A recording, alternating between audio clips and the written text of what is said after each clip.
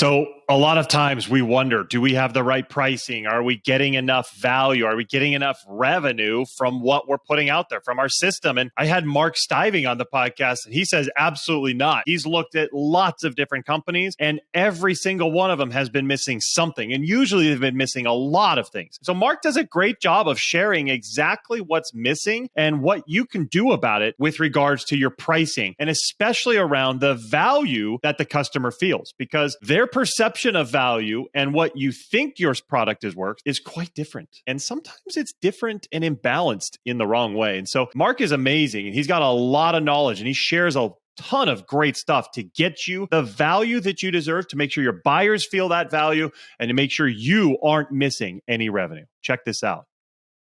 Welcome to Scale Your SaaS, the podcast that gives you proven techniques and formulas for boosting your revenue and achieving your dream exit. Brought to you by a guy who's done just that multiple times. Here is your host, Matt Wolach. And welcome to Scale Your SaaS. Thank you very much for being here. So glad that you could join us. By the way, if this is your first time, our goal here is to let you know how to grow your SaaS, exactly like it says. So we're going to help you understand how to generate a ton of leads, how to close those leads, how to scale your team, all of the fun stuff. If that's something you want, definitely hit the subscribe button right now so you don't miss any of the amazing stuff we talk about and all the incredible, innovative guests that we bring on. Like my guest today, this guy is awesome. I'm super excited to introduce him to you. I've got Mark Stiving with me. Mark, how you doing? I'm doing fantastic today. How about you, Matt? I'm doing fantastic as well. Really a great day. It's been a fun week overall, and I want to make sure everybody knows who you are, because you've definitely got an awesome perspective on a lot of things. So Mark is the founder at Impact Pricing, and for over 25 years, Mark has been educating B2B organizations, specializing in boosting profitability. Mark's diverse career encompasses pricing, marketing, product management, and private equity, providing a distinctive viewpoint. Mark and Impact Pricing shows companies how to generate invincible profits by focusing on customer value. He's also the author of the influential books Win, Keep, Grow, and Selling Value. So this guy definitely knows his stuff. I'm honored to have him on. Mark, thanks for being here. Oh, thank you, Matt. I am so excited about sharing knowledge with your listeners. Perfect. I can't wait. So tell me, what's been going on with you lately and what's coming up? So I've been spending a lot of time with private equity firms lately, and what we typically do is teach them where they're leaving money on the table. And it's almost always value. Think about any company you've ever looked at, ever dealt with, and think about the value that they create for their marketplace, the big picture value. How much of that are they actually capturing in revenue? And usually it's a minuscule amount. It's a tiny proportion. And the reason for that is we haven't thought through and understood really clearly, what is that value that we're delivering? How do our customers perceive the value? How could we create marketing and sales messages to go capture that value? How could we craft our product portfolio to actually capture that value? And so in the end, I think everything comes down to the fact that people don't understand how our customers perceive value.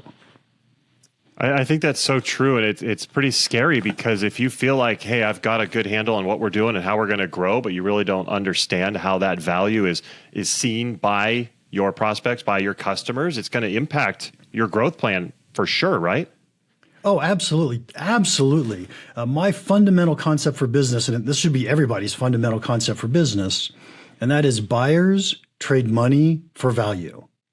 Right? That's what business is all about.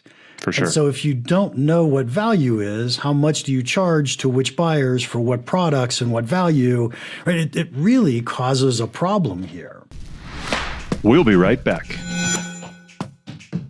Game changer in lead generation, Lead Feeder. One thing that's super frustrating when I work with clients is driving traffic to their website, but then not knowing who those visitors are. You can't tell who these companies are, but guess what? There is a tool, and it's changing the game and supercharging your lead gen. It's called Lead Feeder. Now imagine having the power to identify companies visiting your website, track their behavior in real time, and seamlessly integrate it all with your CRM. Lead Feeder is not just a tool. This thing is your secret weapon for efficient and targeted targeted lead engagement. And what sets Leadfeeder apart? It's the ability to provide detailed insights into visitor behavior, helping your sales team prioritize efforts and close deals faster. This thing's got customizable notifications, lead scoring, GDPR compliance. It's loaded. Leadfeeder is really changing the game. If you're ready to revolutionize your approach to leads and deals, head over to leadfeeder.com for your free demo today. That's LEADFEEDER.com. Don't miss out on the future of successful lead generation with Leadfeeder.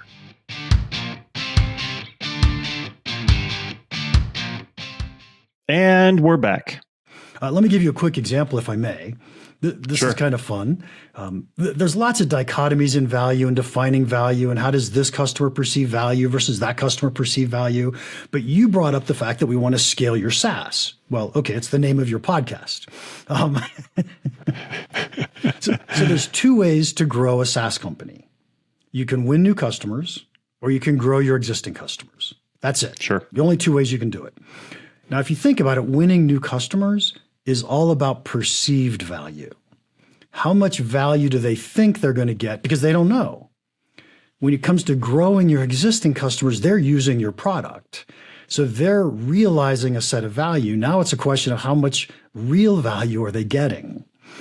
And so there's one difference in value of value perceptions versus value reality. And when we think about that, we have to think about value differently. What's going on inside our buyers' minds? I think that's so good. I love how you put it that way, what's going on inside their mind. Because a lot of times when, from the sales perspective, we talk about, oh, we've got to sell these features. No, wait, we've got to sell the benefit. And then actually, we've got to get all the way to value. And I once heard somebody actually write on this show, his name's Raj, came on and shared that features lie in the designer's head, benefit lies in the salesperson's head, and value lies in the customer's head. And so it's absolutely aligned with what you're saying. I think it's really critical that we understand how to get that value to happen, right? I think that's a great analogy or a great way to think about it. The way I think about it is I've created something I call a value table, which, by the way, is exactly aligned with what you just said. I tend not to use the word benefit just because I want a different set of words. Because I think a different set of words is more helpful. And that is that we have features, or I call those solutions. Solutions solve problems. So what was the problem in the customer's mind, or the problem the customer's facing? If a customer has that problem and they buy our solution, what's the quantitative result they're going to get? And that quantitative result could be 2% less turnover, 5% higher revenue, right? Whatever that result happens to be. And then in the world of B2B, value is how much more profit are you going to make your customer? And so do you have the business acumen to turn those quantitative results into dollars in your customer's pocket? I love that you're saying this, totally speaking to me, the choir, on this, because this is something I train my people on a lot. When clients come to me, one of the things they're struggling at is especially trying to understand early on when you're doing discovery, you're learning about your buyer, understanding what that true number is. And that's why I'm so glad you said we need to quantify it, because we ask them, oh, what do you want to do? Oh, we want to grow. Well, no, we need to ask exactly how much. And what are you losing? Oh, we feel like we're inefficient here. We're missing this. No, let's quantify what that is so that they can understand what the value they need is. And when you can demonstrate that and get them to trust it, then it becomes so much easier to get them to sign. And you're just totally making me feel so great about everything you're saying, Mark. Well, it just means that you figured it all out at the same time I did, or maybe before I did. I'm not sure about that. But one of the things I teach people all the time is you never, ever walk in and tell someone, here's how much we're going to make you, or here's the results you're going to get. It's always, what's the big problem that we're dealing? So we ask the questions. And then if we could solve that problem, what are the results you might achieve? And if we achieve those results, let's figure out how much money that's worth to you. So the customer always does the math. Right? What we're doing is holding their hand, guiding them through it. So it's like we're the ROI calculator, but nobody believes in ROI calculator. So don't bother using one or getting one out. So true. I've also said a lot of my clients have spent all this time on ROI calculators, and I say, well, actually, ROI calculators are less effective than a powerful story. And if you can tell a story about how somebody else similar to them was able to achieve incredible value, who had the same challenges, same issues, and they were able to overcome it using your tool, using your solution, that's going to be much more impactful and much more motivating to close than, hey, here's an ROI calculator. And you said exactly the reason, because they're not really believable. Yeah. And so if we go back to the value table concept I was talking about a second ago, our job isn't to walk into a client. By the way, I talk as though I'm in sales. I'm not in sales in any way. I am all about understanding value to the customer. That's it. Great. But our job is not to walk in and say, here's where the value of our product is. Because our product probably solves 5 or 6 or 10 different really good problems that different clients have. Our job has to be to know what those possible problems are, what the potential results would be, and how to calculate value from those results, so that when we walk in the door and we say, what problems do you have? Or we ask it in a much more elegant way than I could, then now we know what path we're taking to get to profit. And that's where value is to the customer. Now, if we've done that work, we have a really good feel for customers' value. As you know, I'm a pricing guy, so that gives me a lot of indication on how much someone's willing to pay based on how much profit we're about to deliver for them. And by the way, it also helps our marketing, because nobody cares about your features. Nobody cares about your product. They only care about the problems they have and the results they're going to get. So if you've done all this work ahead of time, it really aligns the entire company around what the customer wants and needs. Yeah, so beautifully said. I love it. So let's talk about that. So can you share some practical steps with the audience on how they can aim to revolutionize their value proposition and dominate the market? Absolutely.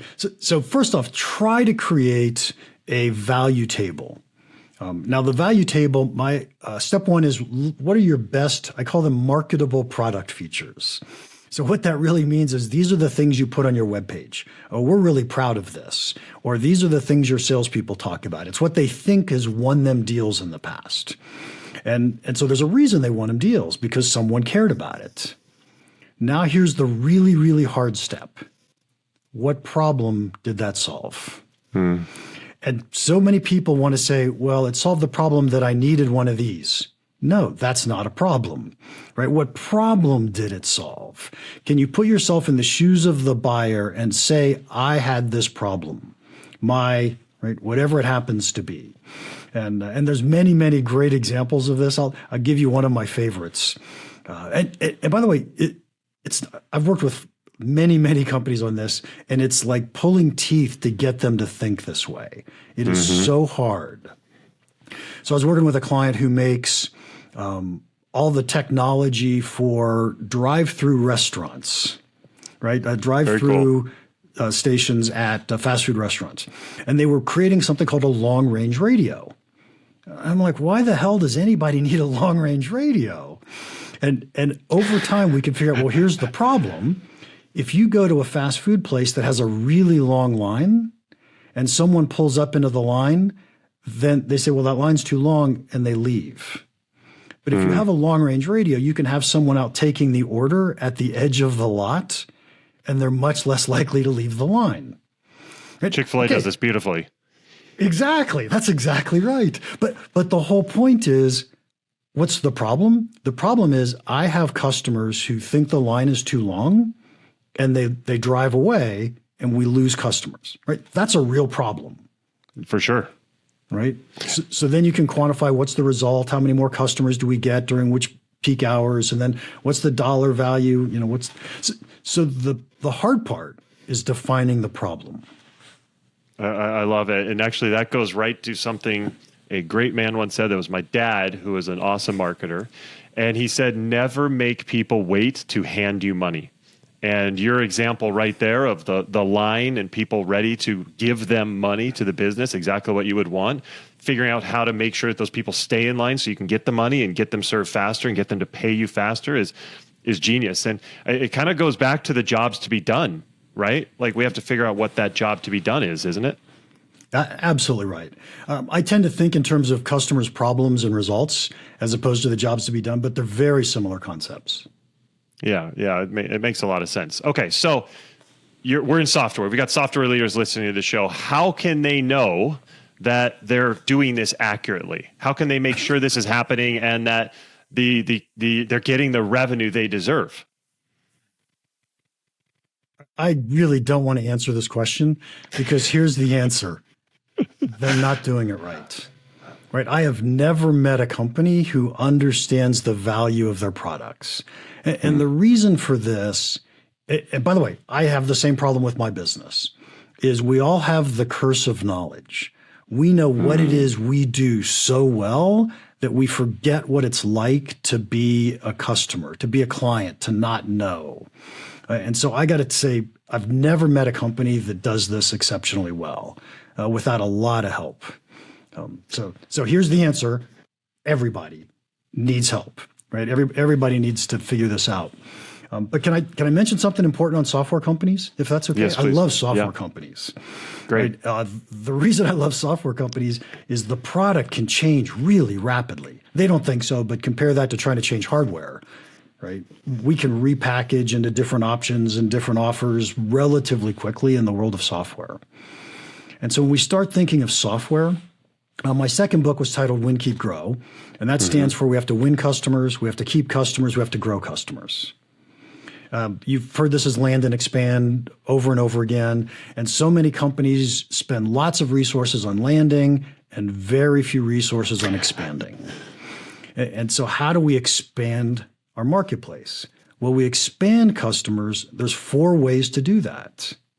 The 4 ways are we can raise prices, one of my favorites, right? We should figure out how we're adding more value and how we raise prices. The second way, though, is upsell. And we can only upsell someone if we've crafted the product portfolio so that, think of good, better, best. How do I get them into my good level relatively easily and then upgrade to better and then upgrade to best? We can cross-sell, of course. And then the other way is we can do usage. And this has everything to do with what's the pricing metric? What are you charging for? And in the world of SaaS software, we learned that we could charge for anything, right? We could charge, most people charge for users still, but we could charge for clicks or gigabytes or downloads or hours or whatever the heck we want to charge for.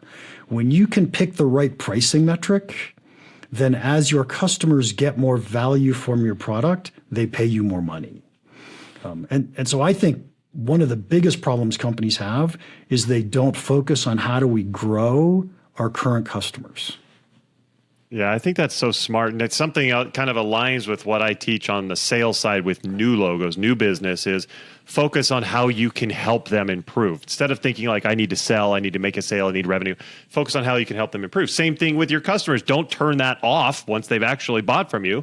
I love your model of let's focus on how we can help them grow. And if we keep that thought and we keep pushing towards let's help them grow, then obviously they're going to grow, which means they're going to go upgrade for you and get more packages with you or more options and pay you more. And it's going to help them. And if they're getting help, then you're able to tell that story to other new ones. They're able to tell it to other new ones. I mean, it's such a natural thing. But I agree, not enough companies think about that side of it. How can we help our customers grow? Because you're exactly right. You talked about land and expand. That's actually a term I use a lot.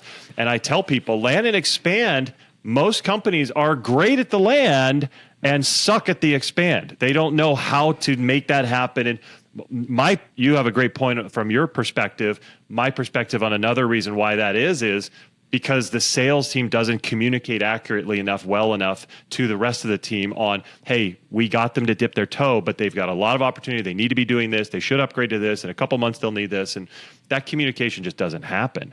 And companies who do figure that out and get a great way to land and expand can take off, because when you can land and expand, then your mindset is let's just get them in the door. Like you said, let's just win them. Let's make sure they're happy. Let's keep them and let's grow. So I love your model, Mark. It's absolutely fantastic. I believe in it. Thank you. And let me give you another reason why companies ignore the expand of land and expand, if I may. So think of a chart that has urgency, and we're going to define urgency as, does somebody get fired if this goes bad? Okay. And then on the other line, we'll call it lifetime value of a customer or overall revenue for the company. And so when I first launch a new product, winning new customers is both urgent and really important. And by the way, once I've won a customer, keeping those customers, urgent and important. If we're losing customers quickly, that's a real problem. Someone's getting fired. Yep. Over time, as we build up by the way, growing customers is irrelevant because we don't have any. Yep. So over time, what happens, winning customers actually becomes a little bit less important and less urgent just because we have a large installed base. Keeping customers is always painful, so it's always a little more urgent and a little more important than winning new customers. But think about the growing customers. It becomes more and more important, but it never becomes urgent. Nobody ever gets fired because we didn't grow a customer. And so what has to happen is a company has to say, well, let's prioritize net revenue retention, right? Let's do the things it takes to make this grow. Yeah, that's so true. Okay, so let's say somebody's really soaking all this up and they realize, okay, I need to figure out my pricing. What should software leaders be thinking about when it comes to their pricing? That's such a big question. It is. You're like, that's why people pay lots of money for me, because I just spend lots of time with them and figure it out. Right. So part of the issue is who gets what value. And possibly my favorite exercise I do with clients, and in fact, I'm going to give a link to your listeners so that they can go download the beginning of this exercise, is called the Valuable Features Framework. And if you list 10 customers across the top of this framework, and then down the side, you list your best marketable product features. And then in each of the little cells on a scale of 1 to 5, how valuable does that buyer think that feature is? And what you're going to find is that there's a series or set of buyers that really love certain features and couldn't care less about others. And then there's other buyers who really love those features that the other ones didn't care about. And what's going on here is that you've actually got different market segments that you haven't identified. Because a market segment are people with common sets of problems. And a feature solves problems. What we're doing is we're looking to see who cares about which features, in essence, who has which problems. And now can we start to figure out what are those right market segments? And now it's very possible that I could choose and find a single market segment that has a really high willingness to pay, tweak my product so that those people get exactly what they need and charge them a much higher number, and they will pay it. And this is a no-brainer, easy way to add market segmentation to the package that you have out today. Yeah, it's so true. And you talked about charge them a higher number. So I want to ask you your take, and I know you've worked with a lot of companies to help them do it, but let's say they realize we need to be charging more. Can you kind of help us understand how businesses can successfully raise prices without any churn and backlash? Yep, absolutely. One of my favorite things to do. So first off, if you can, we're going to talk about raising prices on current customers, on existing customers. Sure. And so if you can rank order your customers based on usage, and think of usage as a proxy for how much value are they getting from my product? How much do they like my product? So if you can rank order your customers on usage, you take the ones at the top and you raise their prices, whatever you've chosen, 10%, 20%, and you watch the churn and you're going to see nobody churns. And then you go to the next 10, 20% down and you raise the price and probably nobody churns, but maybe one or two. And then you can go to the next set and it says, ooh, now we're starting to lose more than we want. So stop raising prices. Think of it this way. Interesting. If you have a membership to a gym and you never ever go and they raise your prices, what you just say is, oh, I don't use this. I probably should cancel. If you go every day, you're thinking, damn, I don't like that they raise my prices, but it's worth it because I go every day. Yeah, right? For sure. And so this is exactly what goes on in our buyers' minds. When we send out the communication, there's a 5-step communication process I recommend everybody use.